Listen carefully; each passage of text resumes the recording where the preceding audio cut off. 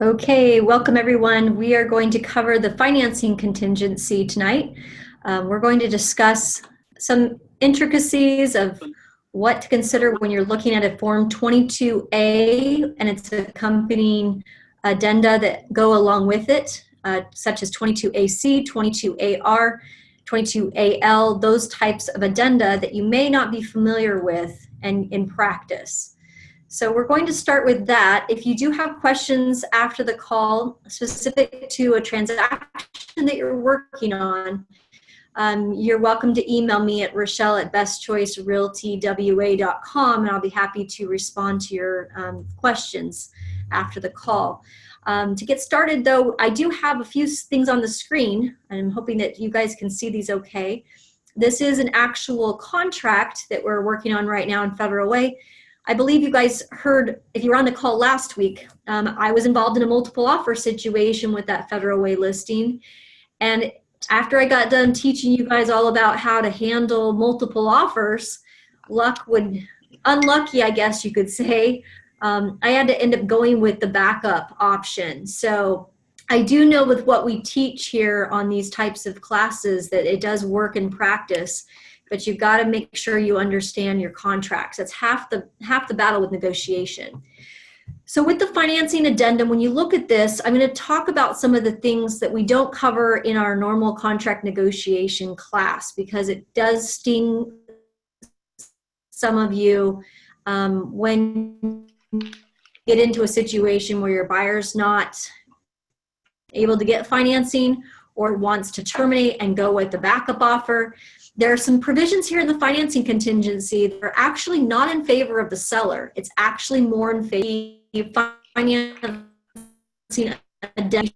It's the financing contingency, and a lot of people think, oh, it's 30 days, and then after 30 days, I'll be able to keep the earnest money if I'm representing the seller, and that is not the case. So these contingencies, all of them, 2A, 2B, 3A, are all very, very long.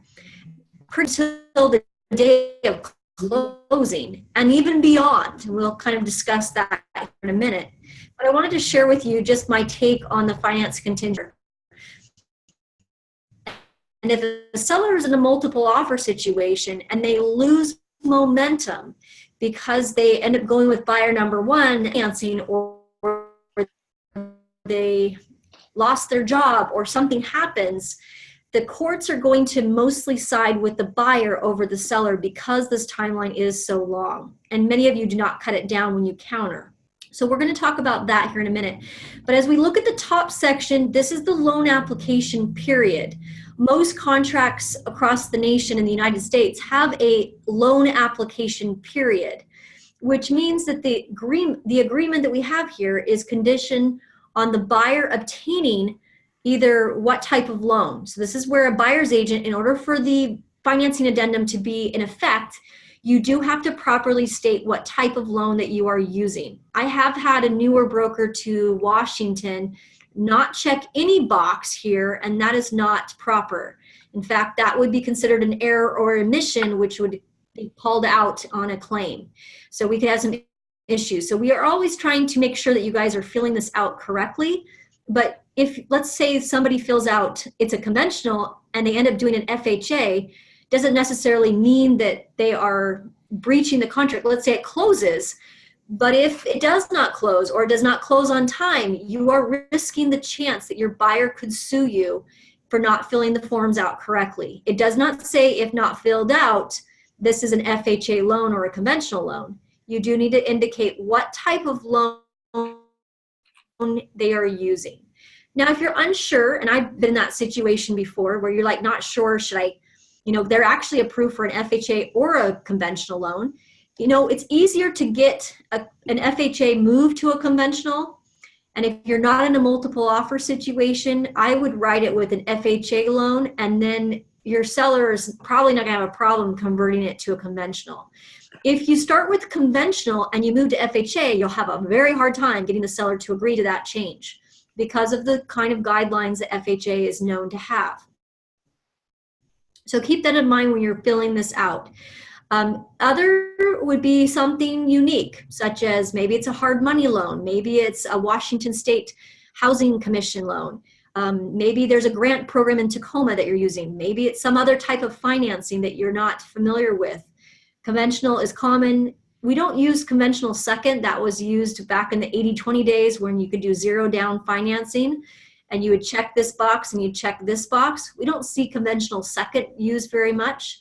And we actually don't see bridge loans used as much, but there are some out there. Some lenders are doing bridge loans now. So if you need somebody, I'm happy to provide that. The interest rate on the bridge loan is actually very, very high. But if you're trying to sell a home and buy a home, which many of your buyers are looking to do, you may want to get partnered with somebody who bridge loan. So there's a conventional first, which is quite common, a VA, which is zero down, an FHA, which is down payment assistance usually, USDA, or the home equity line of credit. And sometimes, I've seen some brokers, it's a conventional, but it's also a home equity line of credit as well that they're getting approved for. So you would need to write this into your 1A and then how much they're putting down. So a lot of brokers ask me, well, what looks better? Does it look better to put more money down? Yes. A lot of the conditions that need to be met throughout the financing contingency. So, with somebody that's only putting 3% down, that's not as strong as, say, a 10% down or a 20% down loan. However, if you're like me and maybe you're just getting them to write their first offer, you're not sure, always err on the side of caution and put maybe 10-20% or 10%, the minimum, so that the seller knows that you do have at least 10%. So it almost just say the buyer shall pay at least, and then the amount here if you're using the percentage. I see more of the buyers using percentages when in fact, if you have not talked with the lender, you need to make sure that they have 401k or they have their money liquid. I have seen buyers lose their earnest money because they told their agent didn't verify the funds, meaning they didn't check to make sure the lender had verified the money was coming from, maybe it was a grant from some sort of grant program they were doing. You've got to make sure that this is correct. If you don't, you run the risk that you might be breaching the contract and then losing your earnest money for your buyer. It also talks about making an application with the property. So again, you'd have to have mutual acceptance in order to make proper application on, use the address, and they would base a pre-approval letter on that address. A lot of people think, oh, well, I've made application, but you have not made application for the address. That's the key thing there in that section. So if not filled in, it's 5 days. You could leave this blank. However, if you're working with a buyer and you already want to work with that buyer and the buyer is committed to that lender, you could certainly cut that timeline down. I consider this the shopping clause. So if, for example, your wants to shop the rate, shop the loan, by allowing them to have 5 days to interest rate with the lender and maybe change to your preferred lender over the lender maybe they initially talked. If required, their make application, that's basically what you do with the pre-approval letter with the particular address. So within 5 days, what I'd like to see you guys do and hold your buyers accountable to doing is getting an updated pre-approval letter, making sure that you have a valid pre-approval letter if you're representing the buyer for that particular property address. I know that's sometimes difficult. As long as it matches, as long as the names on the pre-approval letter and the amount on the down payment match, doesn't necessarily have to have the address, but when we start talking about waiver of financing or, you're being sent these notices and following through the rest of this contract. For purposes of the addendum, application means they must submit financial information, the credit, the income, the social security number, all of that. I don't know how many times buyer's agents don't read, but they fill this in and then they just think, oh, my lender is the one that's doing all this. Actually, the lender's not a party to the contract like you are. You're filling this out. It's a legal binding document between the buyer and the seller. And if something goes awry, you actually are the one that's held accountable. There is a circuit breaker point where the lender would have to provide the application. Say there's a denial, and they show that up on the screen. Let's say that you got a denial letter from, it's a 90. If I can get to it real quick here. Let's say that you got a 90I, and I've been accustomed to using this when buying. What this is a financing, get a buyer approved. Hang on a second, I'm just getting it up on the screen here. There we go. And what that is a 90I, and it says that the buyer's notice of termination, let's say the buyer's unable to get a loan, you know, even in that first 5 days,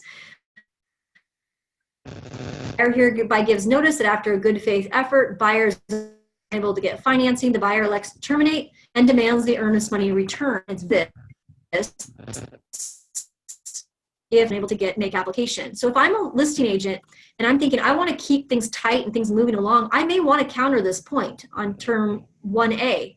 I want them to lock in with their lender. I want them to make application. So this is a countering point that a lot of you do not take opportunity to do when you're representing the seller. If you are representing the buyer, that means you got to jump right on that. So the moment you turn in your earnest money, you've got to really make sure that you get your buyer in touch with the lender. Maybe it's the guy on the pre-approval letter. What if it's on the weekend and Monday rolls around and you can't get a hold of that lender? You better have a good lender that can take action quickly and make application when you have a mutual contract. Because what could happen is that there could be an automatic waiver of financing contingency if the buyer fails to make application for financing within the agreed upon time. That's automatic waiver. That means they will not get their earnest money returned to them. So let's just play that out. Let's say that on day 3, you collect the earnest money. And okay, well, I have the inspection, but what happens? The inspection passes, and then, they failed to make application. Unfortunately, they're going to lose their earnest money. That is an automatic waiver of financing contingency when the buyer fails to make application for the property within the agreed upon time. So watch this. If a listing agent counters you on 1A, term 1A, that you make sure that they get in touch with that lender right away and get that address submitted, and you send the payment to the lender. Yes, of course. That lender needs to match that up with the pre-approval letter and make sure that that address will coincide with the agreed upon amount of down payment and the income, the social security number all go with that contract. You've got to match that up as soon as possible.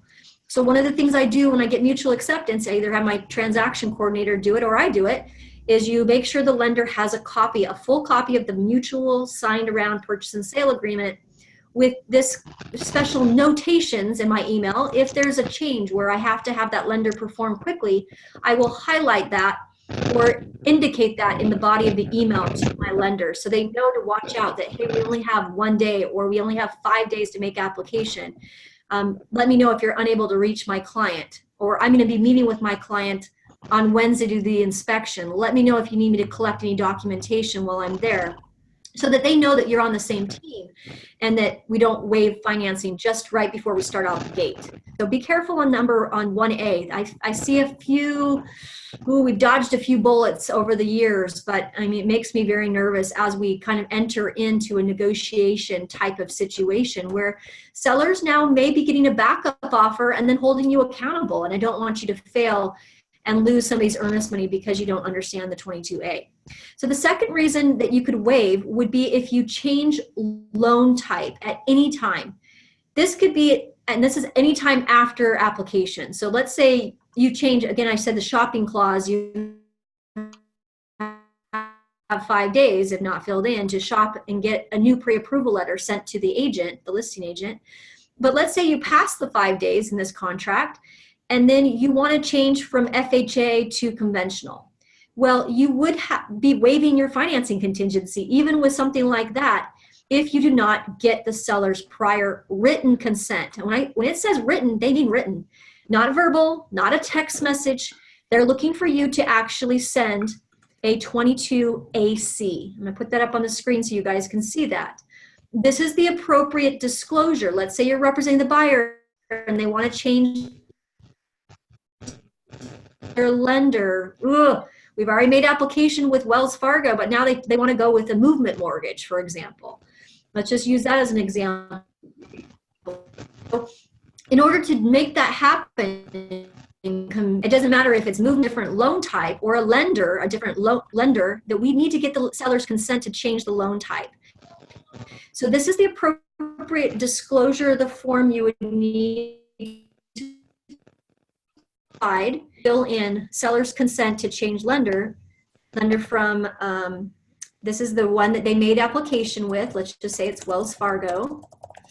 And then they want originally applied, see how it says the lender to whom the buyer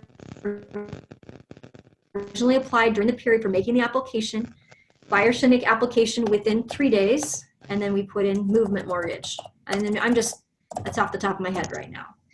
Now, if they change the loan type from FHA to conventional, notice how clean this is. What I don't want to see, and I've seen a lot of this, where you guys are changing loan types or changing lenders, and you're doing it on a Form 34. That is not proper. It needs to be on something like this, a 22AC. That is the legal enforced 22AC that was revised back in 2015, all 4 years ago. And I'm still seeing agents trying to create their own language, and they're getting themselves into trouble.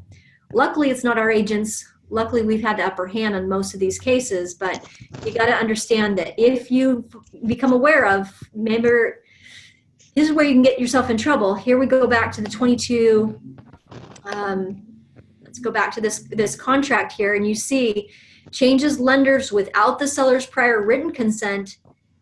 Upon the time to apply for financing expires, the financing contingency shall also be deemed waived. It's the second line right here. So you could lose the buyer's earnest money if they do not close on time. And then let's say they change loan types. Maybe if you're within your timelines and you close on time and you change from FHA to conventional, you might be okay, the seller, going ahead with the purchase and sale. But what happens if they don't agree at closing?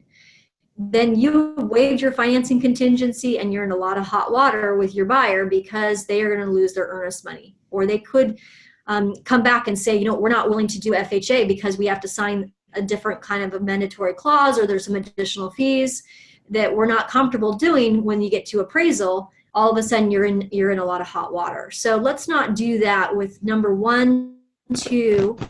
Now on 3, it says if changes to the lender without. So there's changes to the loan type, which we talked about, and changes to the lender. So I covered both of those instances in the 22, in the 90I, where buyer wants to give notice. As long as they have not automatically waived, they're entitled to the earnest money. Now, there are some provisions here where if you're going to put your listing agent hat on and go and look at number 2A, 2B, 2C, and 3A, this is the part where, like I said at the beginning of the call, it becomes very challenging for a seller to hold the buyers accountable. And when I say buyers, I mean their buyer's lender, the one that they select to go with. It becomes much more difficult to hold them accountable if these are all the defaults. And in some cases, where you get multiple offers and you're feeling pretty strong about the buyer, and you've vetted the lender, and that everything is, maybe it's a lot more on the price. You may want to leave these alone, right? And not muddy the waters or counter offer.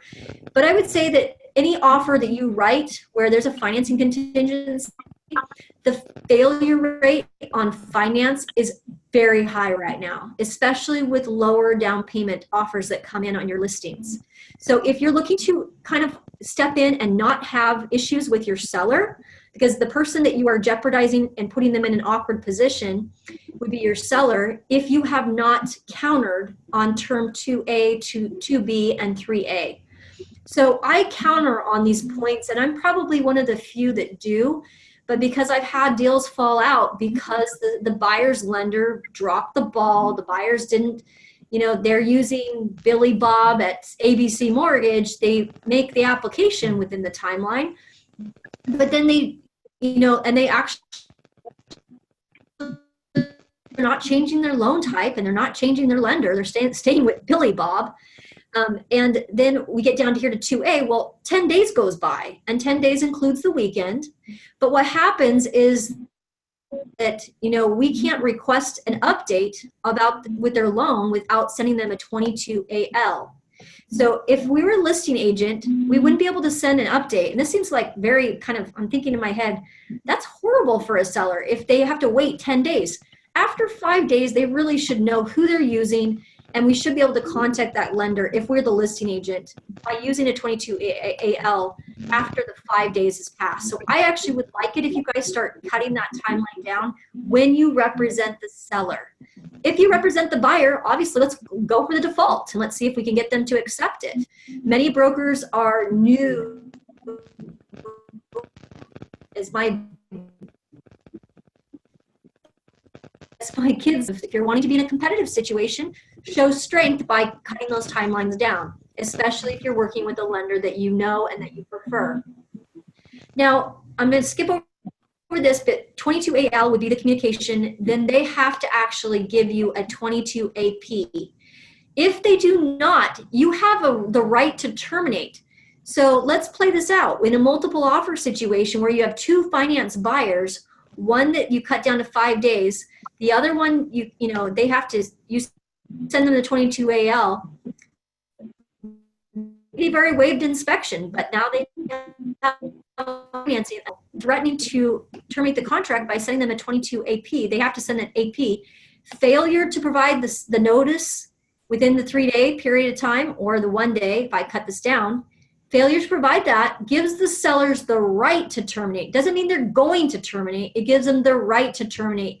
Anytime after that date where the loan information was due, but they didn't turn it in, you have the right to terminate,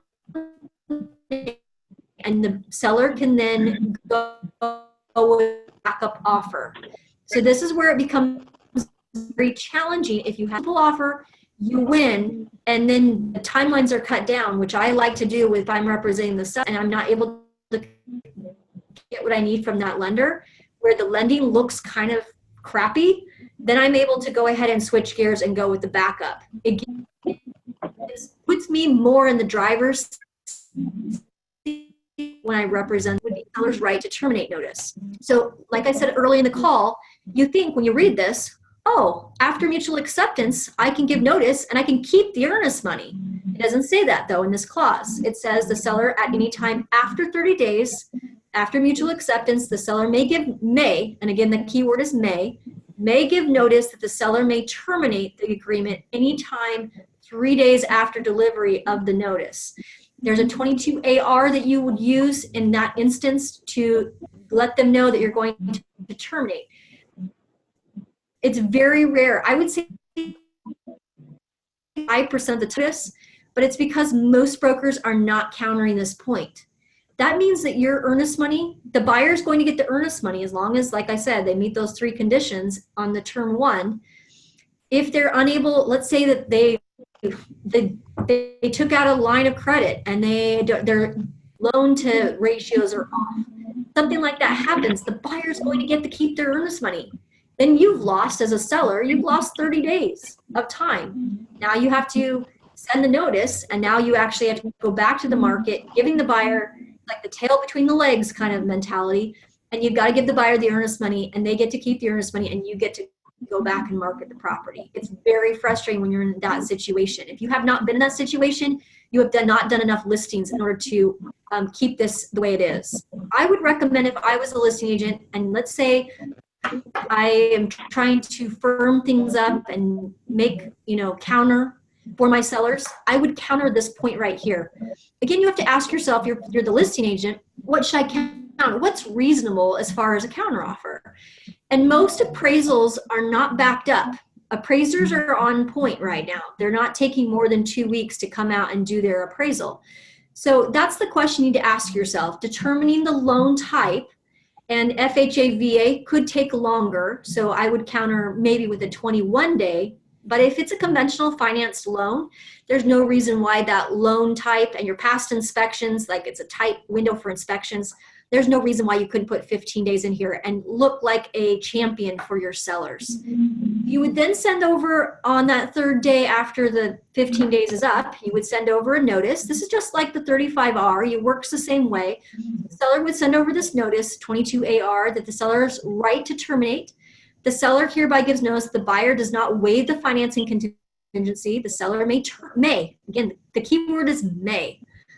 I've worked with productive brokers, very experienced brokers, and they think, oh, this is a horrible form that you're going to terminate the file on my buyer. And they've worked so hard. The key word there is may terminate this agreement anytime 3 days after delivery of this notice. Now, I can't send the 22AR upon mutual. I have to cut the timelines down. I could send the 22AR on say a VA buyer on day 22. I could send them over a 22AR, and then they have 3 days to send this back to me and either waive it right here or just let me kill the file, kill the deal automatically. So if they don't send this back to me waiving, I could send this 22AR in 3 days if they don't get back to me, and I could terminate and I could go with another buyer. So that's very rare that that happens because most buyer's agents write it with the default, and listing agents don't protect the earnest money for their sellers. That's the key takeaway for tonight, is there is a way to protect the earnest money for your sellers. If you leave the defaults the way they are, the long timelines, we got to read this real quick here, you guys, before we let you go. But if you know what happens, if the buyer has not previously waived the financing contingency, this talks about the 3-day thing, then if not waived, the financing contingency shall survive the closing date. That right there on line 43 gets people tripped up all the time.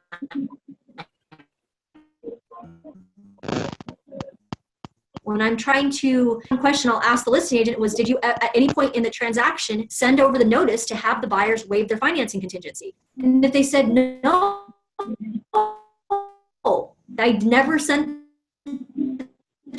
to AR, I never sent over the notice, I didn't even enforce the 22AL, and we go through and the buyer just breaches badly.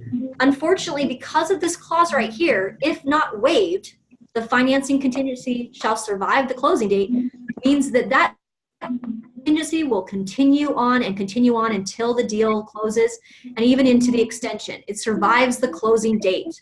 So again, it's written in such a way where it protects the buyer's earnest money greatly and it does not protect the sellers, and especially listing agents that do not hold this up and make sure that they honor that part of the contract. Now, there is a section in 22A, scroll down, where it talks about earnest money, and this hold this accountable. If the buyer has not waived the financing contingency and is unable to obtain financing by closing after a good faith effort, on the buyer's notice, the agreement shall terminate. So I can't take action on financing contingencies until we pass that closing date. So let's play this out and say that the buyer, you never did the 22AR, you never sent the notices, which has happened to a lot of our brokers, and we're up to extend the contract. Before you extend the contract, come talk to me about the extension so that I can, in essence, write language that will protect your seller from the buyer walking away and then we don't get the earnest money. We want to make sure that we retain that earnest money as much as possible for our sellers in that circumstance where the buyer's needing more time, the lender needs more time. We at some point need to make sure we protect our sellers and ask for the buyers to release a portion of the earnest money or maybe the entire earnest money or pay a per diem for being late. Because what happens, like I said before in the page before, the the financing contingency lasts the life of the escrow, which means that if the closing date gets extended and there's nothing that we address this earnest money issue, that buyers most likely will get their earnest money back as long as they meet these things. What happens if it doesn't? The earnest money shall be refunded to the buyer, but we have to confirm. So say we think that helping you guys in talking with the lender that they were using to get confirmation that the date they applied for the loan was made correctly, that they provided the sufficient funds to close, and that the reasons the buyer was unable to obtain financing was sufficient. It's very vague language, it's very gray, and often requires a designated broker and another designated broker for the other firm to get involved and discuss how to release earnest money at that point in time. So that's when time kind of stops after we pass the closing date, and let's say the buyer did not get extension, the seller did not extend, and the earnest money is at risk at that point in time. That's when I get involved, and I want to make sure that we have something in writing that shows how we're going to get the earnest money. So please, if you're not at least doing the 22 AR and we get close to the closing date and we need an extension, call me or call Jerry Kay, and we can help you in formulating an extension that makes sense for your seller. And if you're a buyer, the buyer possess sufficient funds to close. That is in the contract. And so if you write a contract with 10% down, and they don't have the money and they get a letter of loan denial, I have had buyers lose their earnest money for that simple line right there. And therefore, they're not entitled to their earnest money. And you run the risk of getting yourself in trouble because the buyer could sue and say, I told Donnie to put, 10% down and he didn't honor and he could sue the firm for malpractice because they didn't possess the funds, but then you wrote the contract improperly. So you've got to be careful on that section here if you're a buyer's agent. So we'll talk about appraisal at a different time, but just so you kind of have a reminder here, you do have the 22 AC. You do have the 22 AR that could be used if you're representing the seller, and you can use that as a way to communicate with the buyer's agent and hold them accountable. And then don't forget, when you go to the MLS and Express forms, there's a 90I. If your buyer is unable to get financing and you find out right away, send that notice over because that date stamps the file. If they're unable to get financing, it doesn't mean we're killing the deal just yet. It just means it puts a point in time when the buyer was unable to get financing. Sometimes we're able to negotiate that and find another lender. So do the 90I before you switch lenders. And if the listing agent becomes aware switch lenders without sending the notice of termination for that lender you were working with, then you could potentially be breaching the contract, or your buyer could potentially lose their earnest money. And then don't forget those new forms that came in with 22. It's in the 22 section here, the 22A. Let's see, in the A section, 22A is the financing addendum. 22AC was the loan or lender change addendum. 22AL would be if you're the listing agent wanting to hold the buyers accountable and you want to request the loan information, you can send them 22AL. When you're a buyer's agent and you receive a 22AL, you need to then give them 22AP. You have a very short window to do that, and if you've never been served a 22AL, you've got to get the 22AP. Otherwise, you run the risk that you could have your deal terminated.